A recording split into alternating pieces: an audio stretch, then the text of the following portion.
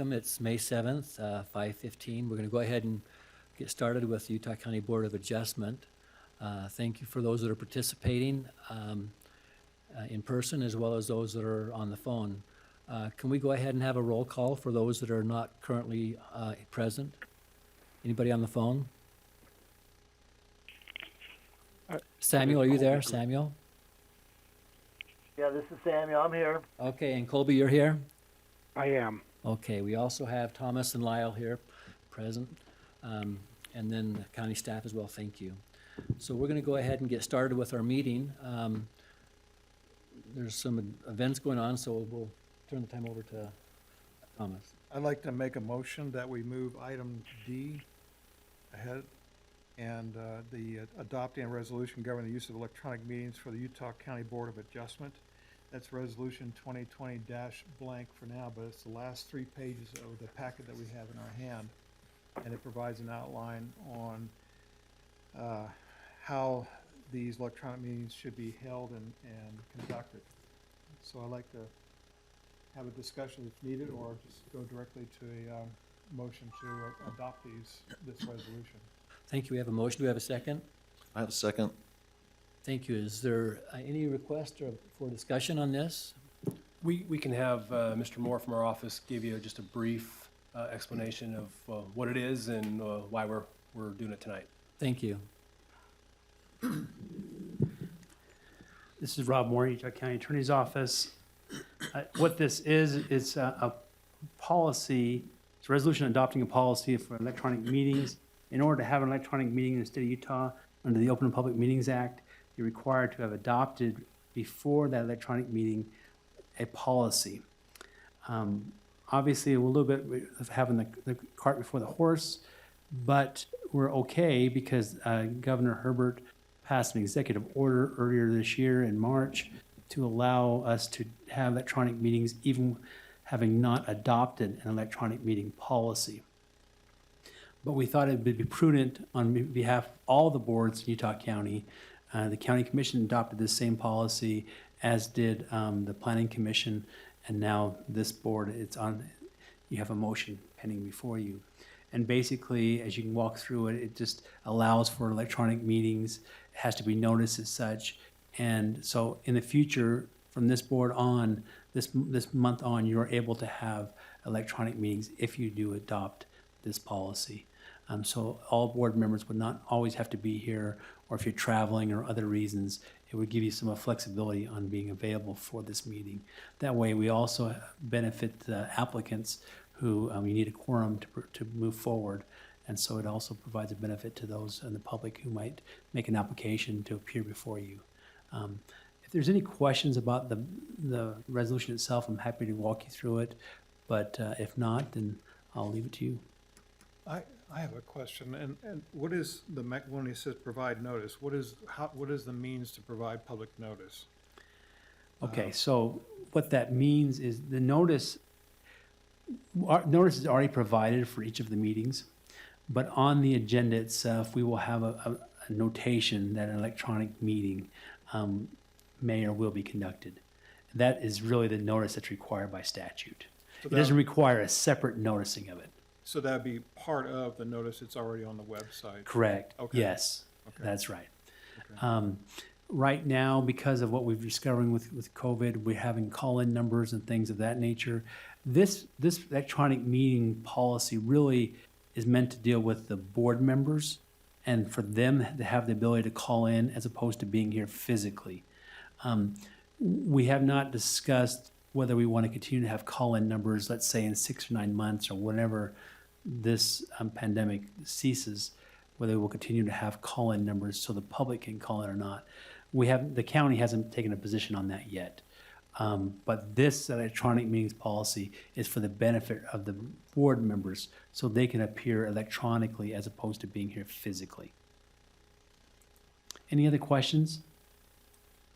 Just a comment. So this would be something that we would use each meeting that we convene. In other words, there may be an instance where we don't necessarily need to have the electronic meetings, so we wouldn't publish it that way. Is that correct? You could do it that way. You could also publish it that you may have one, because if all of a sudden, Lyle, you are in a meeting in Salt Lake and you're not able to make it back, but you're the third member, you can just go off the side of the road and you can call in and we could, utilize you without having to move or cancel the meeting because you're not here. So yes, it allows for emergency situations like that. It helps to have this kind of policy in place.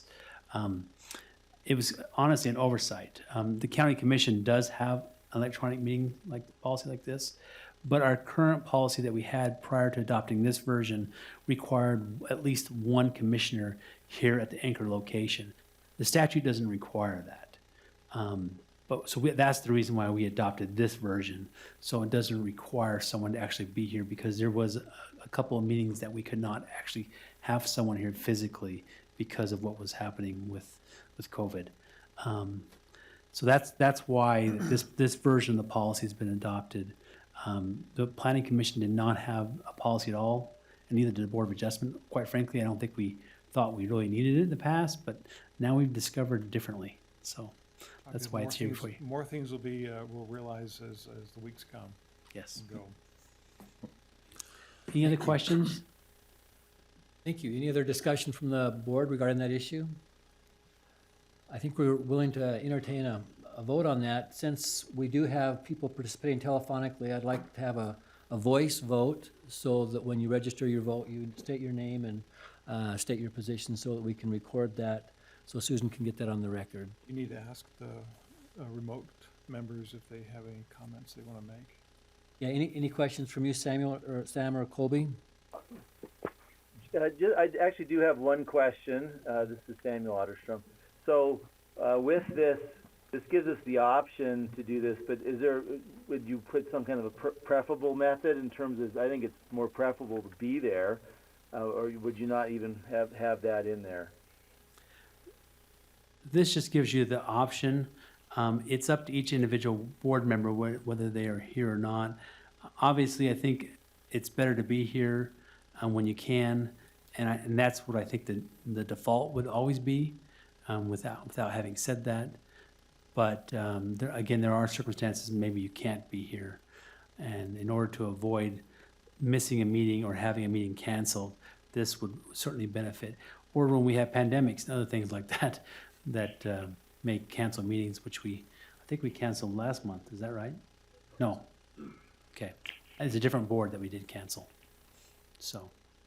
All right, thank you. As a follow-up to his question, should we add that in there, is that it's preferable to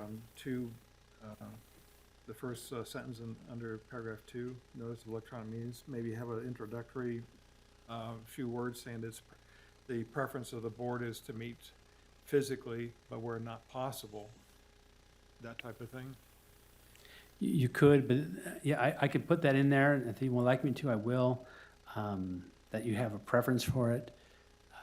I probably would not say that, I would make it too strong though, language, because then you're debating whether that you've met that criteria or not.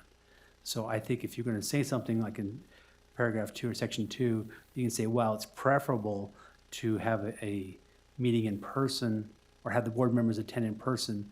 The Utah County Board of Adjustment may convene and conduct an electronic meeting. I can add those few words in front if you'd like. I'm just thinking, what do you think? I think that we've seen that we can't really anticipate what's ahead of us, and I like having general discretion a little bit. And so I would just like to leave it like it is, if that's okay. Mr. Chair, this is Colby. If I could just jump in for a minute. I think that I tend to agree that it makes sense for us to sort of maintain maximum flexibility on this. I tend to think that we can all trust each other's judgment to know if, I think we all know that we'd prefer to be there in person, but it makes sense to sort of allow ourselves the full maximum amount of flexibility. So I think my preference would be to leave it as is as well. Are we ready to vote on this issue? We'll go ahead and call for a voice vote. I'll call Samuel, your vote, please. I support it. Colby? Aye. Thomas? I support. Lyle? Aye. And I'm also in support. Thank you. The motion passes. We'll now go to the next item on the agenda, which is the approval of the minutes for the March 5th meeting. Has everybody had a chance to look through those? Any comments or corrections? I have looked through them. They look like they're sound. I would move that we adopt the minutes from last month's meeting. Thank you. I have a motion, and this is Lyle gave the motion. Although we're here present, they can't tell who's making the motion, so when we speak, it'd be helpful if we all. Tom seconds the motion. Okay, thank you. Any further discussion on approval of the minutes of the March 5th meeting? All in favor? Well, once again, Samuel, are you in favor of that? Aye, this is Samuel, aye. Colby? Aye. Thomas? Aye. Lyle? Aye. Gordon's aye likewise. Thank you. The motion passes. Now we're to the item B, the appeal 1584 from CMC Ready Mix. It's requesting a conditional use for a silo with a height which exceeds the 40 feet in a concrete batch plant in the mining district in the county there. So we'll go ahead and turn the time over to Bryce. This is Bryce Armstrong with staff. I'm going to stand at the podium just because of our arrangement tonight, and I will have a presentation that I do believe will be able to be viewed on our YouTube channel. So any of our board members or the public that wish to see this, they will be able to see that. I do believe there is somewhat of a slight delay between the two mediums, and so keep that in mind if you are going to be looking at the video or the YouTube channel, and if you're using your volume there, you probably want to keep that turned down if you're on the phone, so we don't have any feedback. As mentioned, this is a conditional use for an extra height for a silo associated with a concrete batch plant. A batch plant as part of a mining operation that's been approved and bonded is an approved use in the mining and grazing zone. And I'll show you some maps of the area here in a second. Silos are also, and other types of uses associated with a batch plant or a mining operation, are also listed as permitted uses, crushers, et cetera, up to a maximum height of 40 feet as a permitted use. Any unoccupied structure in the mining and grazing zone is available to be approved as a conditional use for heights above 40 feet. Similar to our cell phone towers that we had a couple months ago, this is the same type of scenario. The actual structure and use is permitted as a conditional use. What we're talking about tonight is just the height above 40 feet. And so when you contemplate any mitigating effects or any conditions that are associated with that, it should be in consideration of just that extra height above 40 feet. I'll probably go ahead and start showing the slide presentation while I describe the application. I'm going to step back and forth here. So, are you ready, Jared? Okay, so this first slide just kind of shows you a general area. This area, as identified in the introduction, is on State Route 68, south of Saratoga Springs, on the west side of Utah Lake. This is in our mining and grazing zone. The slide right now shows an aerial of the area. The city limits of each city are shown in blue. The pink is the areas of each city's annexation policy declaration. Oftentimes we'll show you where certain cities have designated areas that will be annexed in the future. And so the purpose of that in this slide is to show you that this is approximately over 3 miles south of the nearest city, which would be Saratoga Springs, and east of Eagle Mountain from the site there. So, next slide. This just shows the mining and grazing zone, a little more zoomed in of the location. We'll go to the next slide. I can do it too. Again, this shows just kind of the aerial photo of the area.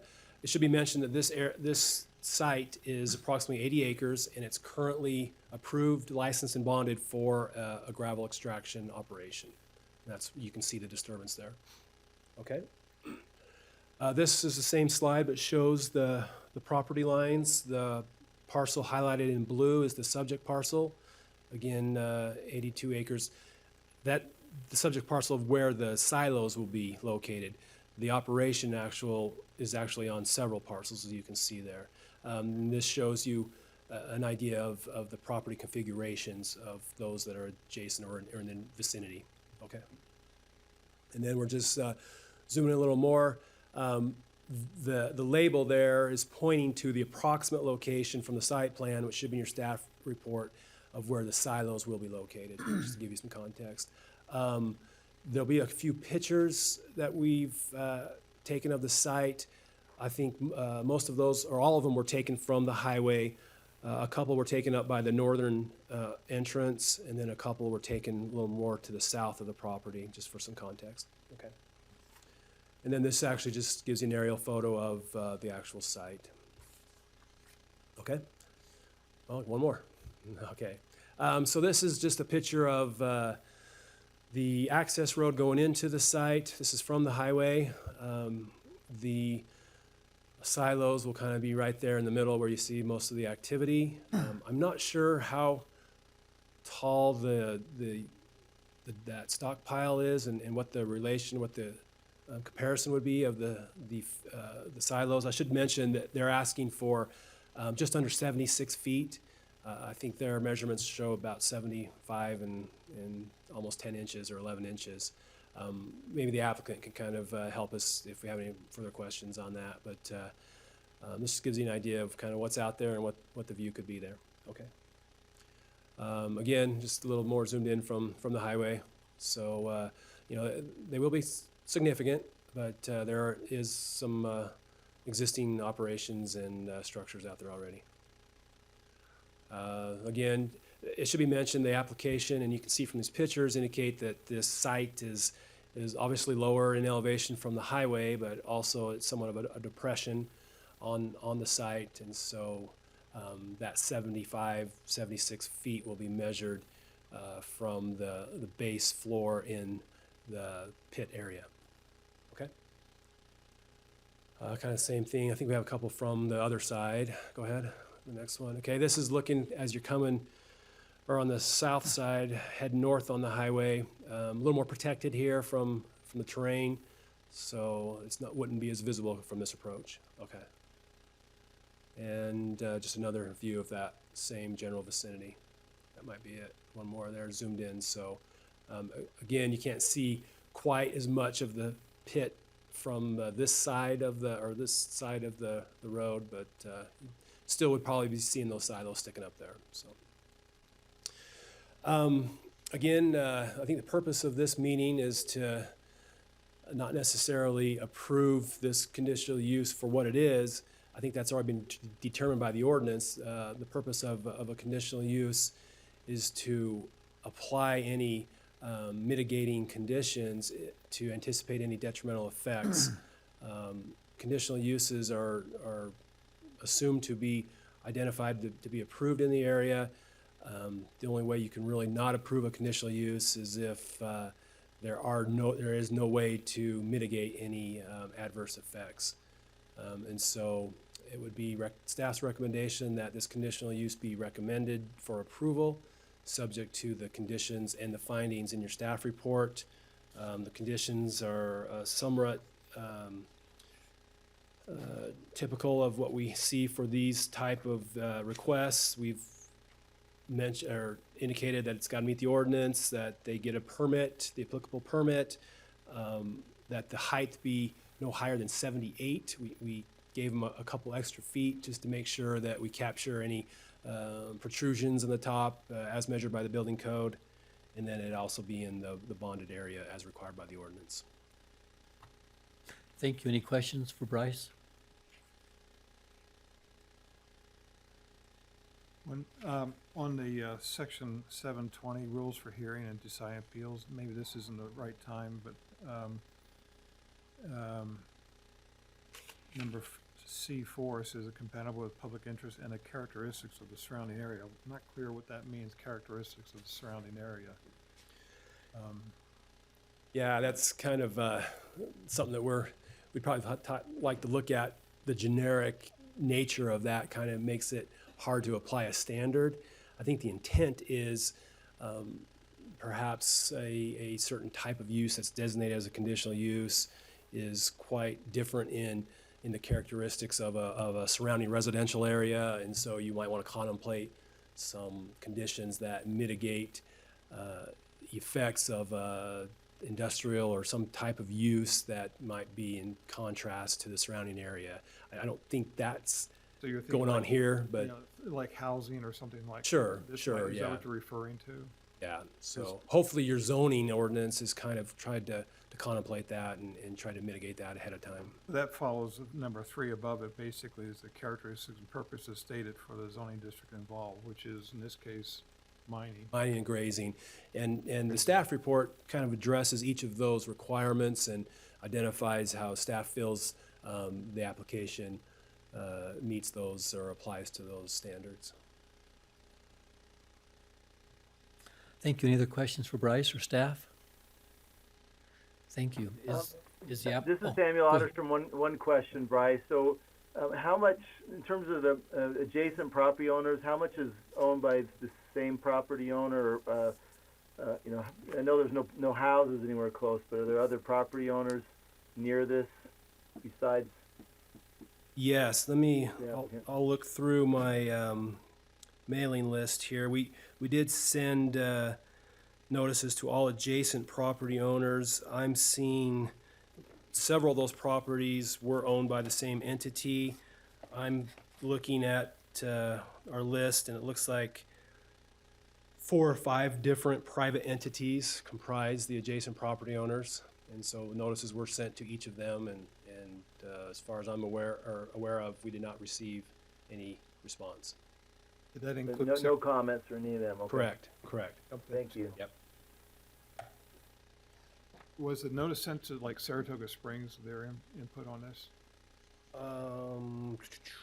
Usually if it's in their annexation policy declaration, we do send it. Where this was several miles away, we did not.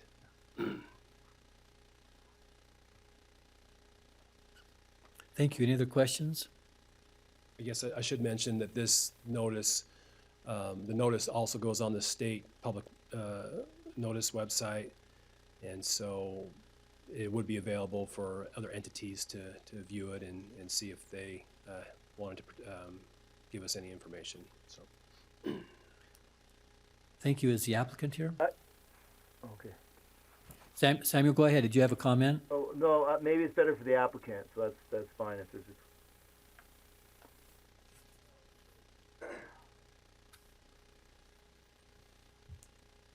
I'm Sam Cusick from CMC Rock. Thank you. Glad to have you here. Can you please address this? Specifically, tell us why the height is required and why that's necessary. So the height of these silos are necessary because the way this plant is designed, it's a gravity-fed plant. The trucks pull underneath the silos, and from there, the products that are housed in the silos are gravity-fed into the trucks where it is mixed. In order to get that enough pressure and enough velocity in order to get them into the trucks the way this plant is designed, it needs to have that height in order to push it down in there.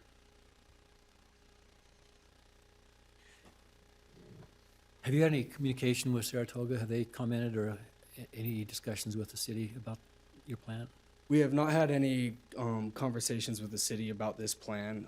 I think could be noted that between us and the city of Saratoga, there's currently actually 2 other batch plants between, so we're not the only one that is out there operating at the moment.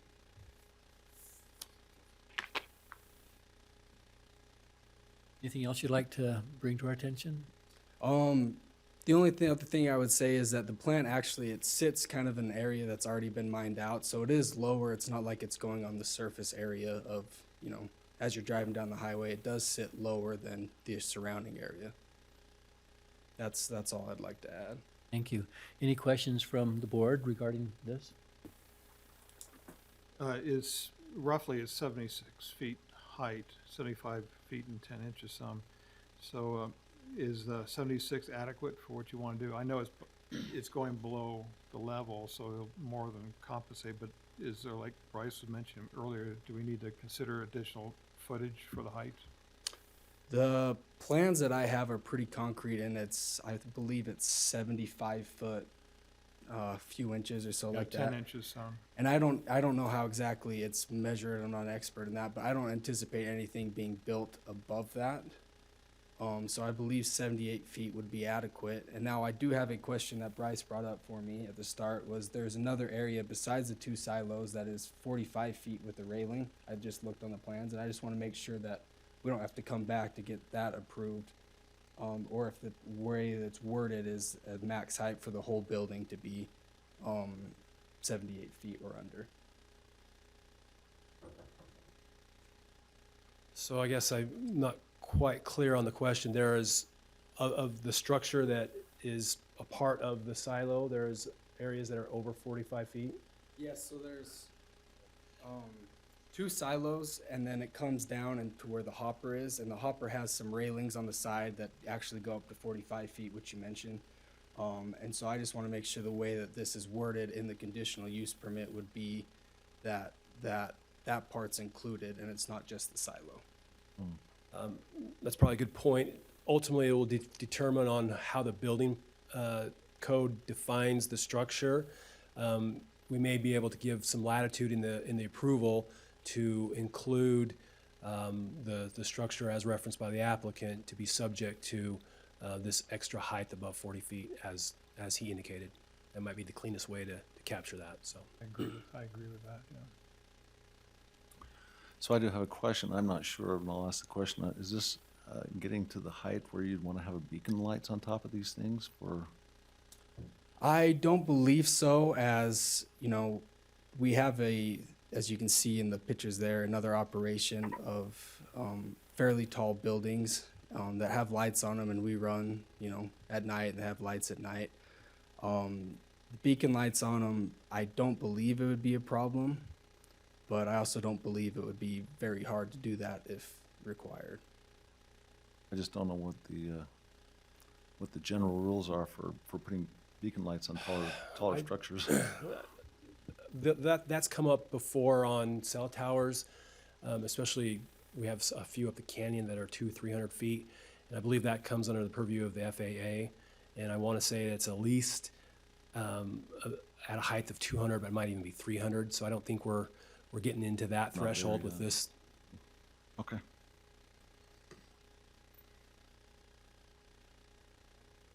So you don't anticipate any additional lighting or anything like that attached to the top of the tower then? If we did, it would be covered in that 78 feet. It would just be a light mounted on the railing up top, something like that. No more than 2 feet? Not more than 2 feet tall, no. So is 78 good, or should we consider 80 feet? I mean, 80 would probably give it a little more cushion, but 78 should be fine.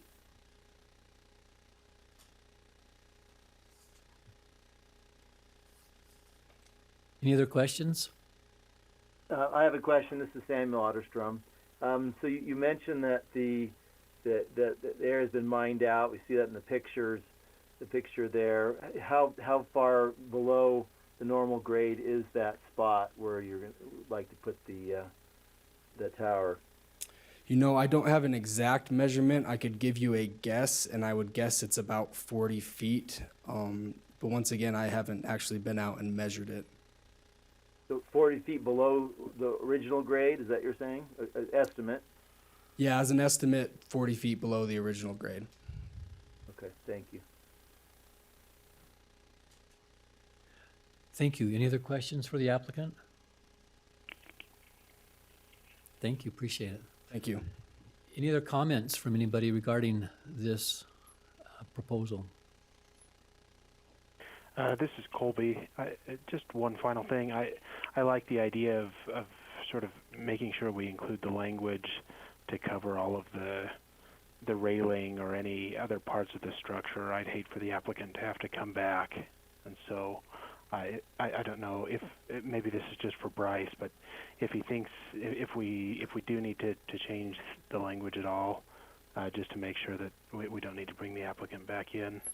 And the other thing, I like the idea of going ahead and moving it to 80 feet. In my mind, then we've got a cushion for lights, and again, I just don't want the applicant to have to come back. This is Bryce with staff. 80 is fine. We agree. We want to eliminate the need for the applicant to have to come back. Perhaps on condition number 3, it currently we can add the inclusion that says that the height of the silos and supporting structure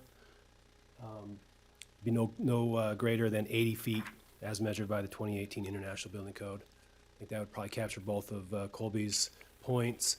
The other thing I want to maybe add, as you are aware on some of our other past applications, I don't anticipate that being the case here, but our conditional use by ordinance expires after 1 year. In other words, they have 1 year to get their permit for the structure. Otherwise, they have got to come back and ask for that. We can grant a greater period of time at this meeting if the applicant feels that's needed for substantial justice.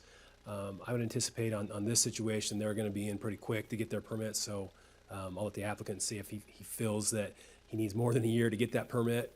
But now would be the time to address that if otherwise they'd have to come back. So. Yeah. In the past, we've gone ahead and said, 2 years instead of a year, just for a cushion for the applicants. But what are your feelings? By permit, you're just talking about the building permit? Yeah, I plan to apply for that on Monday or give them a call on Monday, so I don't think that would be a problem. Another question, how long do you think it will be before the structure's in and functioning? We have plans to get it delivered here by the end of the month, and I would estimate about a month to 2 months of building it. So I would say by midsummer, it should be up. I have a question. This is Samuel Otterstrom. What is the kind of the predicted life of this unit in terms of how long would it be used?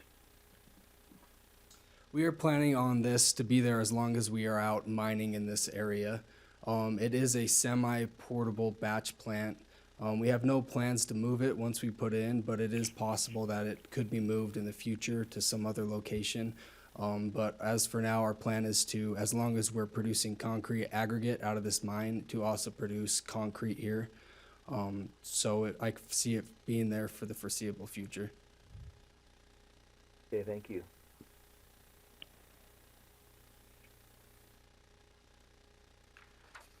Are we ready to entertain a motion? Well, I'm kind of one to want to keep it to what they applied for. I mean, I like the idea of keeping it 78 feet. That's my only thing. I like the idea of adding the language on the the railing and so forth. But I think if we feel we can do it in 78, I think we should do it 78. That's just my own personal thought. This is Colby. I have no problem with that. I was the one kind of saying 80, but if 78, we all feel better about that. That still gives them a little bit of a cushion, so I'm fine with that. Okay, thank you. Does someone have a motion for us?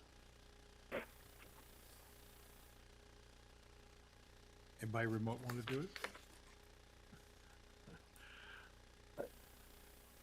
I'll make a motion that we approve Appeal 1584 with the conditions that we've mentioned, and that is for the adjustments for the height of the supporting structures, and that it be not higher than 78 feet. Do we need to end the findings as well, staff findings? Yes, based on Oh, this. that's true. Yes, you're incorporating those findings, is that correct? Yes. Yes. And just to clarify, that includes all of the findings and also of the conditions listed in the staff report with that modification that for the Yes. support structures. Correct, yeah. Thank you. I'll second it. This Okay, is Lyle. Lyle seconded that. Any further discussion before we have a vote? Okay, we'll have our voice vote. Samuel? Aye. Colby? Aye. Thomas? Aye. Lyle? Aye. Gordon's also aye. It Passes, thank you. Thank you, everyone. Is there any further business that says potentially pending executive meeting? I don't believe we have any pending litigation or any other business, so. I'll entertain a motion to adjourn. Do we have what about item C? Is there anything there that we have to discuss? No. No? Okay. Then I'll motion that we adjourn. Is there a second? I'll second. This is Lyle. Lyle seconded, thank you. All in favor? Aye. Okay, Aye. thank you. Aye. Thank you. Aye. Thank you. We'll go ahead and adjourn then. Thank you very much, everyone.